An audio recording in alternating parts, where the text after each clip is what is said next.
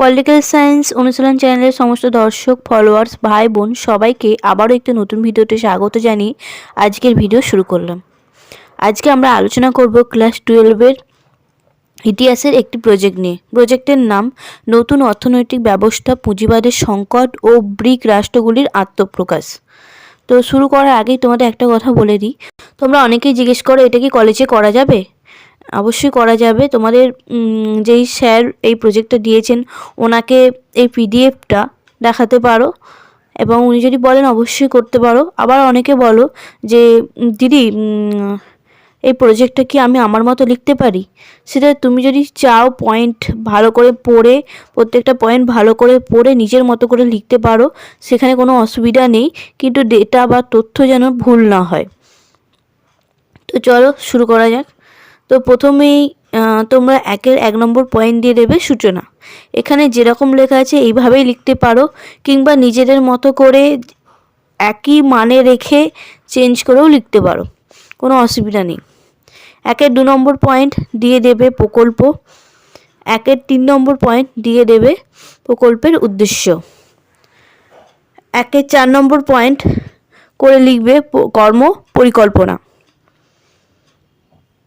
এর পরের পয়েন্ট তোমরা দিতে পারো 2-1 তথ্য সংগ্রহ এবং 2-2 পয়েন্ট তথ্য বিশ্লেষণ। এই তথ্য বিশ্লেষণে অনেক ছোট ছোট পয়েন্ট আছে, এই পয়েন্টগুলো তোমরা দিয়ে দিতে পারো। 1 নম্বর পয়েন্টে আছে নতুন অর্থনৈতিক ব্যবস্থা। 2 নম্বর পয়েন্টে আছে নতুন অর্থনৈতিক ব্যবস্থার লক্ষ্য। 3 নম্বর পয়েন্ট আমেরিকার অর্থনৈতিক সংকট। 4 নম্বর পুঁজিবাদের সংকট।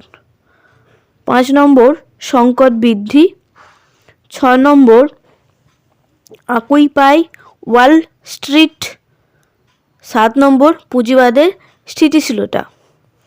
8 নম্বর ব্রিক শব্দের উদ্ভব। 9 নম্বর জোট গঠন। 10 নম্বর অর্থনৈতিক সাফল্য। 11 নম্বর পয়েন্টে তোমরা দেবে ব্রাজিলের অগ্রগতি। 12 নম্বর পয়েন্টে তোমরা দিতে পারো রাশিয়ার অগ্রগতি। 13 নম্বর পয়েন্টে তোমরা দিতে পারো ভারতের অগ্রগতি। 14 নম্বর পয়েন্টে তোমরা দিতে পারো চীনের অগ্রগতি।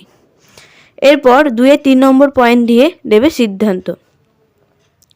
এবার বলি তোমরা পিডিএফটা কিভাবে পাবে। ডেসক্রিপশনে পিডিএফের লিঙ্ক দেওয়া থাকবে। পিডিএফের লিঙ্কটা তোমরা টাচ করে আমাকে রিকোয়েস্ট পাঠাবে। তারপর তোমরা কমেন্ট বক্সে গিয়ে তোমরা তোমাদের কোন ক্লাসে পড়ো সেটা লিখে দিলেই আমি তোমাদের পিডিএফটা সেন্ড করে দেবো।